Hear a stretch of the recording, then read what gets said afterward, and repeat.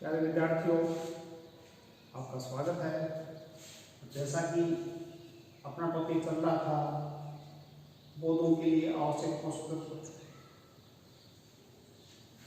उसको स्पीडली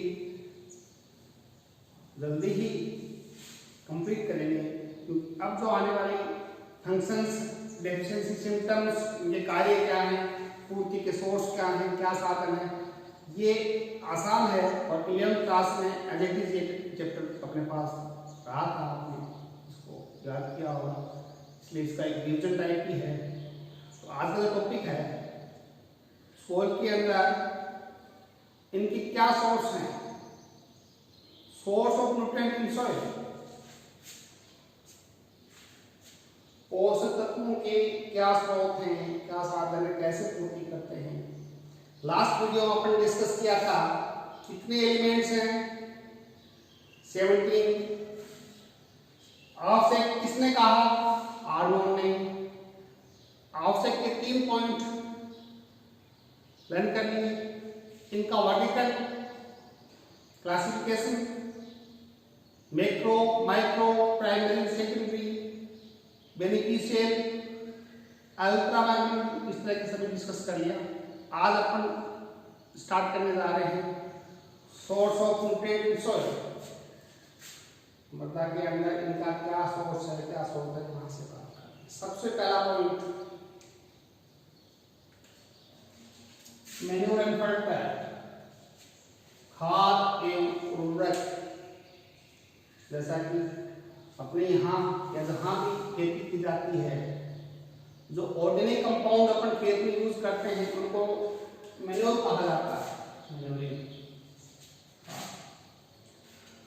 और जो रासायनिक कंपाउंड हैं, केमिकली जो फैक्ट्री में तैयार किए जाते हैं विशेष तौर से पोषक तत्वों की पूर्ति के लिए, उनको अपन कहते हैं फर्टिलाइजर। यानी सबसे इंपॉर्टेंट दो चीजें आपकी बुक्स में भी स्पेशली लिखा गया है कि इसमें कौन कौन से एग्जाम्पल याद करने हैं। FIM, FIM क्या बोलते हैं, फार्म यार्ड मैन्योर, गोबर की खाद। और ये आपके याद होगा नाइट्रोजन कितना %, 0.5, फास्फोरस कितना 0.25, और NPK के कितना 0.5। यानी इसमें एग्जांपल दिया गया है FIM कंपोस्ट, इसको अपन मैन्योर उर्वरक कहते हैं। दूसरे DAP यूरिया, इनको अपन उर्वरक कहते हैं। और यूरिया का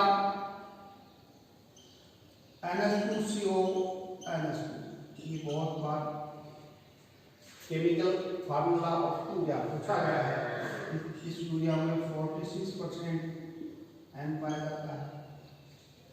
एक एग्जाम्पल और लिखा हो उसमें, DAP, di ammonium phosphate, 18% nitrogen और 46% फास्फोरस। ये 4 एग्जाम्पल आपको दिए गए हैं बुक्स में। सबसे महत्वपूर्ण है ऑर्गेनिक कंपाउंड, इसको कहते हैं मैन्योर, और रासायनिक यौगिक कंपाउंड उसको अपन कहते हैं फर्टिलाइजर, इनका प्रयोग करते हैं। दूसरा है फसलों के अवशेष, जो भी क्रॉप रेजिड्यू हैं, जो अपन फसल ग्रो कर रहे हैं, हार्वेस्ट के बाद उनकी जो भी रेजिड्यू, जो भी जड़ें हैं, पत्तियां हैं, वो अपने आप डिकम्पोज होकर और अगले बार आने वाली फसल को न्यूट्रिएंट प्रोवाइड करते हैं। तीसरा पॉइंट, सोइल अमेंडमेंट, मृदा सुधारक। ये भी अपन ने लास्ट वीडियो में अवसर में डिस्कस किया कि कुछ सामान्य मृदाएं होती हैं जिसमें किसी प्रकार के सुधार की आवश्यकता नहीं होती, लेकिन कुछ ऐसी मृदाएं जिनका pH कम होता है, एसिडिक सॉइल बोलते हैं, और कुछ ऐसी सॉइल्स जिनका pH ज्यादा होता है, उनको क्या बोलते हैं, क्षारीय मृदाएं।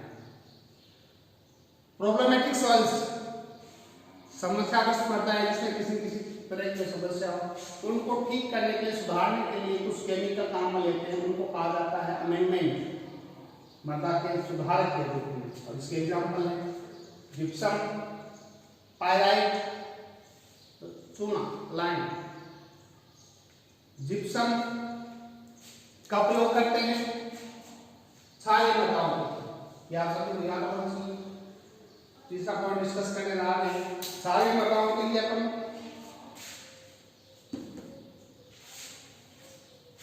काम में लेते हैं जिप्सम,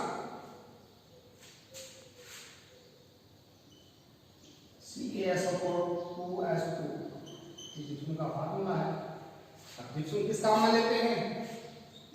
क्षारीय मृदाओं के ठीक करने के लिए, तो ये मृदा सुधारक होगा, लेकिन इसमें कैल्शियम भी है और सल्फर भी है, ये प्लांट को मिल जाते हैं, इसलिए सुधारक के साथ साथ ये प्लांट को न्यूट्रिएंट भी प्रोवाइड करते हैं।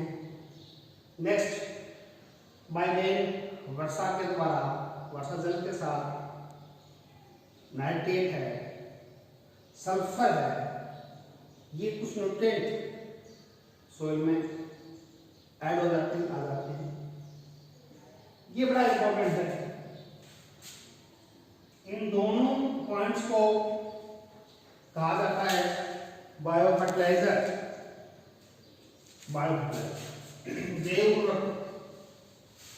इन दोनों पॉइंट में जो नाम दिए गए हैं इनका एक सिंपल नेम है बायो फर्टिलाइजर, जैव उर्वरक, बायो फर्टिलाइजर। दलहनी फसलों में एंड फिक्सेशन, जितनी भी लेग्यूम्स क्रॉप हैं उनकी जड़ों में एक स्पेशल स्पीसीज पाई जाती है, बैक्टीरिया की, जीवाणु की एक जाति पाई जाती है, उसका नाम है राइजोबियम। राइजोबियम नामक जीवाणु दलहनी फसलों में एटमॉस्फेरिक नाइट्रोजन का फिक्सेशन करते हैं। दलहनी फसलों में राइजोबियम नामक जीवाणु का एटमॉस्फेरिक नाइट्रोजन का फिक्सेशन करते हैं, इसको कहा जाता है सहजीवी जीवाणु। एक असहजीवी नॉन सिम्बायोटिक एंड फिक्सेशन, कुछ स्पीसीज ऐसी हैं बैक्टीरिया की जो फ्री लिविंग हैं और एंड का स्टूडेंट करते हैं। इनके दो एग्जांपल दिए गए हैं, बड़े इंपॉर्टेंट दो। एजेटोबैक्टर, ये है एरोबिक बैक्टीरिया, एरोबिक में यानी वायु में। कहाँ भी पाए जाएंगे? इंपोर्टेंट एक्सपर्ट लाइन कर लेना। असहजीवी जीवाणु में एजेटोबैक्टर नामक जीवाणु एरोबिक कंडीशन में एनफिक्सेशन करता है, अनएरोबिक कंडीशन में Clostridium, anaerobic condition, anaerobic condition में कौन सा काम करेगा? क्लोस्ट्रिडियम। ये 6 पॉइंट हैं आपके, और 6 पॉइंट मिला के मृदा के अंदर न्यूट्रिएंट की पूर्ति करते हैं, इनके सोर्स साधन। पहला सबसे महत्वपूर्ण खाद उर्वरक, दूसरा फसलों के अवशेष, तीसरा मृदा सुधारक, और चौथा वर्षा के द्वारा, पांचवा दलहनी फसलों में एनफिक्सेशन और असहजीवी द्वारा एनफिक्सेशन। ये आपके सिंपल सा था कि सोइल के अंदर न्यूट्रिएंट की पूर्ति कहाँ से होती है। अब तो सबसे महत्वपूर्ण अपने पास सबसे महत्वपूर्ण ये वाला हेडिंग है या पॉइंट है कि इन सभी न्यूट्रिएंट के क्या फंक्शन है, क्या डेफिशिएंसी सिम्टम्स है। इसको बड़े आराम से धीरे धीरे याद करना पड़ेगा, काफी लेंथी लगता है ऐसे, लेकिन कुछ एक पॉइंट आपको दे देंगे, इजीली याद हो जाएगा। यानी इनके कार्य क्या है और कमी के लक्षण। ये तो आपको पाठों ने बताया था कि इनका कोई स्पेसिफिक कार्य होता है और उसकी कोई न कोई कमी के लक्षण होते हैं। तो सबसे पहले अपन डिस्कस करने जा रहे हैं इनके क्या क्या कार्य हैं। और सबसे पहले जो कार्य का डिस्कशन करेंगे वो है मैक्रोन्यूट्रिएंट। मैक्रो बृहद पोषक तत्वों के कार्य, वर्ड में आपने याद किया होगा CHO, NPK, CAMGS, ये रिपीट कर रहे हैं आप, यानी कल डिस्कस किया था कि 9 एलिमेंट ऐसे हैं जिसको अपन कहा जाता है मैक्रो एलिमेंट। प्लांट को 1 ppm से अधिक मात्रा में। आज अपन डिस्कस करने वाले हैं इन मैक्रो एलिमेंट के प्रमुख कार्य। अपन एक साथ याद नहीं करेंगे, पहले अपन इस 3 CHO के बारे में थोड़ा डिस्कस करेंगे, फिर 3 के बारे में और आपकी बुक्स में ये भी इनको भी क्लासिफाइड किया गया है। इनको तो कहा गया है मुख्य प्राइमरी एलिमेंट और इनको कहा गया है सेकेंडरी या गौण तत्व। प्राइमरी या मुख्य का मतलब है प्लांट में इनकी ज्यादा आवश्यकता होती है। CHO को अपन डिस्कस किया बार बार कि प्लांट का लगभग 95% पौधे का 95% भाग इन तीनों से मिलकर बना। इन तीनों से कार्बन, हाइड्रोजन और ऑक्सीजन। सबसे अधिक प्लांट में 46% कार्बन पाया जाता है, लगभग 8% हाइड्रोजन और लगभग 40%